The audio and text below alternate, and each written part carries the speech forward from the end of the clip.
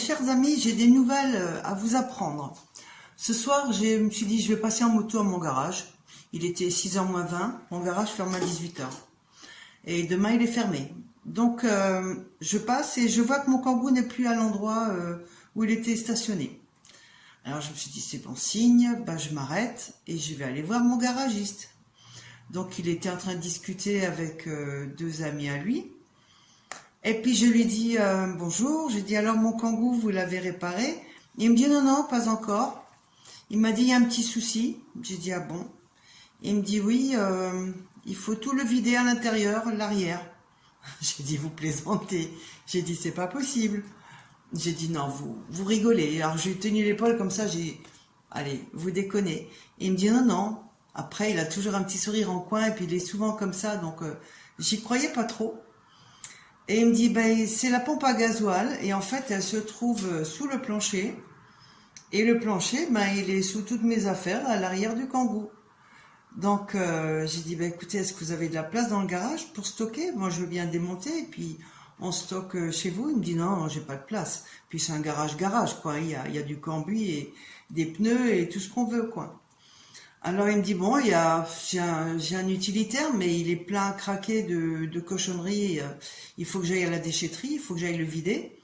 On peut éventuellement stocker là-dedans. Alors bon, j'étais pas trop chaude parce que c'est lui qui voulait démonter les meubles et tout ça. Moi, je les ai montés, je sais comment je les ai montés. J'aime bien reprendre les mêmes vis pour lesquelles je les ai fixées, en les scotchant avec du scotch, etc. Bon, j'aime bien faire ça proprement et calmement.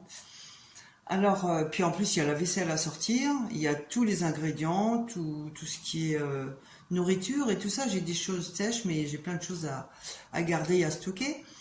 J'ai mes caisses avec les couettes dans le petit meuble que j'ai fabriqué, dans lequel j'ai l'évier et le camping-gaz. Et dedans, il y a beaucoup de choses. Et tout ça, il faut le stocker. Donc, je me vois pas stocker tout ça dans une fourgonnette qui a trimballé, je ne sais pas trop quoi. Alors, j'ai écouté, je pense à quelque chose. Donc, il l'avait rentré, il était à l'intérieur dans son garage. J'ai dit, écoutez, moi, demain, j'ai quelqu'un qui vient de la famille qui va passer une semaine avec moi. Et cette personne a un véhicule break, donc avec siège couchable à l'arrière, on peut stocker pas mal de choses dedans. J'ai dit, moi je vous propose une chose, on sort le kangou, on le stationne dehors sur la route, je viens dimanche avec le double des clés, et puis je démonte tout, et puis mardi ou lundi quand vous venez, le véhicule il sera vide. Vous pourrez sortir le plancher et accéder à la trappe qui accède donc à la pompe à gasoil. Alors il me dit en rigolant, il me dit, ah non, j'en ai marre de le pousser, on n'arrête pas de le pousser ce kangou pour le déplacer. Alors j'ai dit, allez, je lui donne un coup de main en rigolant, quoi. Donc on l'a poussé, ils étaient à 3, moi j'étais au volant de la voiture, je l'ai sorti, ils m'ont poussé, et puis voilà. Donc dimanche matin, je vais tout sortir, mais tout. Et vous savez ce que je me dis? Ça c'est un petit signe du destin. Déjà d'une, j'ai eu le nez creux de passer au garage parce que c'est pas sur mon chemin pour rentrer. Parce que si j'avais pas passé, il aurait fait quoi lundi? Je pense qu'il aurait démonté tout seul l'intérieur de mon kangou avec la vaisselle et toutes mes choses perso. Je veux dire, il y a l'étagère, vous savez, que j'ai installée il y a pas longtemps, qui est fixée au meuble et qui est fixée sur le montant, qui est fixée au sol. Enfin bref, tout est bien vissé partout. Et il y a le tapis, il y a plein de choses, quoi. Il y a les couvertures, il y a les coussins, enfin bref. Donc je me dis que c'est un signe du destin déjà. Donc le nez creux de passer et de voir à la dernière minute, avant 18h où il ferme, pour lui expliquer tout ça et de faire sortir le kangou.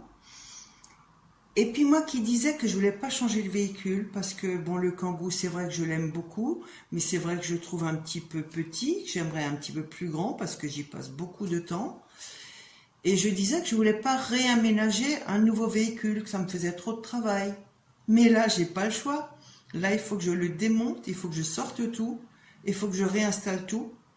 Donc, je me dis, allez, c'est le signe qu'il faut que tu t'achètes autre chose d'un petit peu plus grand et que tu revendes le kangou. Donc, le kangou, je pense que je vais le vendre. Je pense aussi que je vais le réaménager parce que je ne peux récupérer éventuellement que les deux petits meubles. Et bon, ben, si déjà le lit, il faut que je laisse parce qu'il est à la taille, aux mesures du Kangoo. Le meuble aussi que j'ai fabriqué avec l'évier, c'est à la taille du Kangoo. Les deux petits meubles, tant qu'à faire, autant les laisser pour que la personne qui le reprend aura tout ce qu'il faut pour ranger et puis pour partir en mettant juste ses affaires à l'intérieur et juste d'acheter peut-être un camping-gaz parce que je vais quand même le récupérer celui-ci. Donc voilà, mon Kangoo, je pense le vendre après la réparation. Je suis contente d'une chose, c'est que ça m'est arrivé à moi. J'aurais été très très très mal à l'aise d'avoir vendu mon Kangoo. Et allez, quand est-ce que j'ai parlé de le vendre? Il y a un mois et demi à peu près. Vous vous rendez compte, vous vendez ça à quelqu'un, pensant qu'il est nickel, parce que j'ai fait la grosse révision. Il y a une nouvelle courroie d'Istrie, il y a forcément une nouvelle pompe à eau.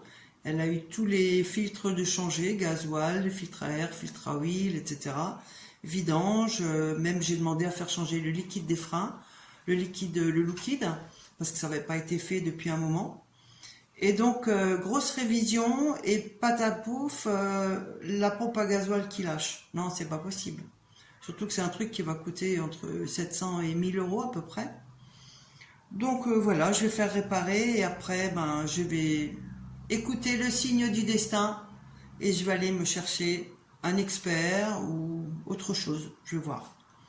Donc, parmi les messieurs qui étaient là, il y a mon contrôleur technique que j'ai vu qui est un copain du garagiste.